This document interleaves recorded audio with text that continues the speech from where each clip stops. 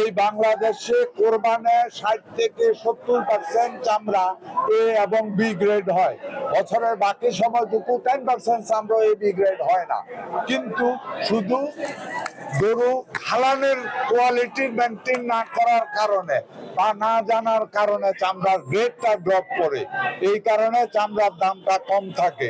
এই বছর কতটুকু সম্ভব হবে জানি না। আমরা এর ভিতরে 20-22 হাজার লোকের ট্রেনিং দিয়েছি।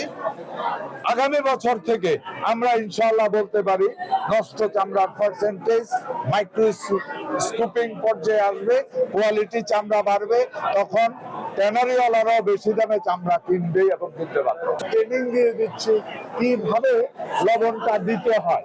চামড়ার উপরে লবণ দিলে হয় না। চামড়ার উপর নিচে যদি মাংস থাকে, ওই মাংসকে ছাঁটাই না করে যদি লবণ দেয় কোনো লাভ নাই।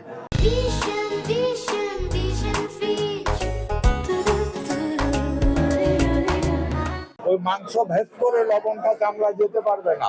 এই ট্রেনিং গুলি আমি চেষ্টা করতেছি, আমি জানি না পারবো কিনা।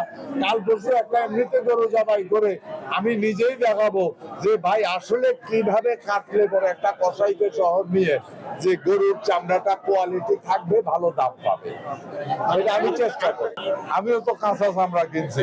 আমরা কোনো আসলে সিন্ডিকেটটা অনেকটা কথার কথা, বাস্তবতা যেটা সেটা হলো অনেকগুলি টেকনিক্যাল ব্যাপার আছে। এই কাঁচা চামড়া খুব সেন্সিটিভ, মনে রাখেন, প্রচন্ড সেন্সিটিভ জিনিস কাঁচা চামড়া। যদি লবণটা ঠিক মতো না, আমি নিয়ে তো আর লবণটা দেবো না।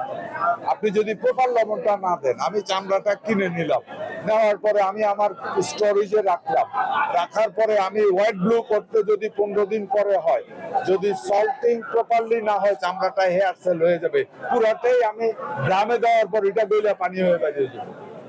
এই কারণেই এই সিস্টেমগুলি যখন ডেভেলপ করবে, তখন ট্যানারিওয়ালাও চামড়াটা বেশি দামে অবশ্যই কিনবে। চামড়া ওই সল্টের চামড়া 2 থেকে 2.5 মাস পর্যন্ত তখন রাখতে পারবে। ওইভাবে আমরা ডেভেলপ করছি। সকালে অথবা ঈদের আগের দিন নেবে। এই গরুটা নিলে গরুটা যখন সাথী হারা হয়ে যায়, তখন সে খায় না, রাখা একটা সমস্যা। এই কারণে মানুষ একটু লেটে গরু কিনে। কাল পরশুর ভিতরে দেখেন, আমরা তো আশাবাদী, তবে এই বছর যত কোরবান হবে সমপরিমাণ গরু আমাদের আছে।